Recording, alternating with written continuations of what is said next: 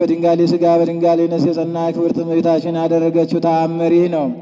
ወልደ ነጎድጓድ ዮሐንስ የተገነዘችበት መግነዝ እጅ እየነሳ እንደተናገረ ጌታችን ኢየሱስ ክርስቶስ የተገነዘችበትን መግነዝ ብዙ ጊዜ መላልሶ ሲያከብረው እኔ አየሁ አለ። ቅዱሳንም ሁሉ ሲያዩት ከማረጋጋት ነገር የተነሳ ሲያደንቁት እናቱን እናቴ ሆይ ፍቅር ይገባሻል፣ የጸናሽ አምባ መጠጊያ እናቴ ከመላእክትም ከጻድቃንም ይልቅ ፈጽመሽ የተመረጥሽ ነሽ አላት። በውስጧ 9 ወር ከ5 ቀን ለተቀመጥኩባት መርከብ አንድነት ፍቅር ይገባል። በምድር ላይ ሳለች የሰማይ ሁለተኛ ለምትሆን ለእናቴ ለማርያም ፍቅር አንድነት ይገባል።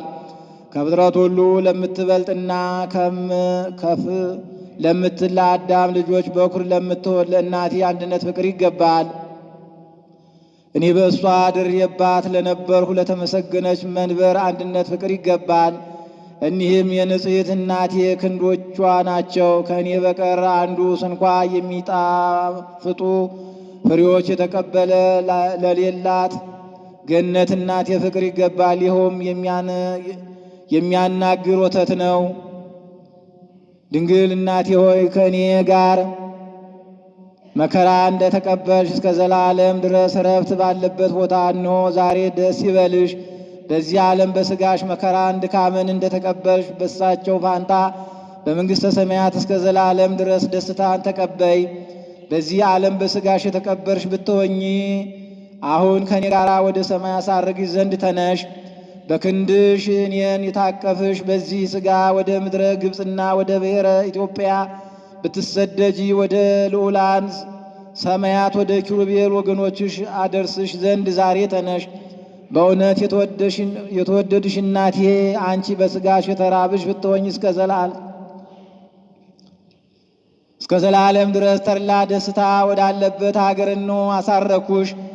አንቺ በዚህ ሥጋ ከእኔ ጋር ከአንዱ ቦታ ወደ አንዱ ቦታ ስትሸሺ ድንጋጼን ልቦናሽ እንሆ የተመላ በመሆን ሞት፣ ሐዘን፣ መከራም ድካም ወደሌለባት ልዕልት ወደምትሆን ወደ ዕረፍት ቦታ አገሬ ኢየሩሳሌም ለመሄድ ዛሬ ተነሽ።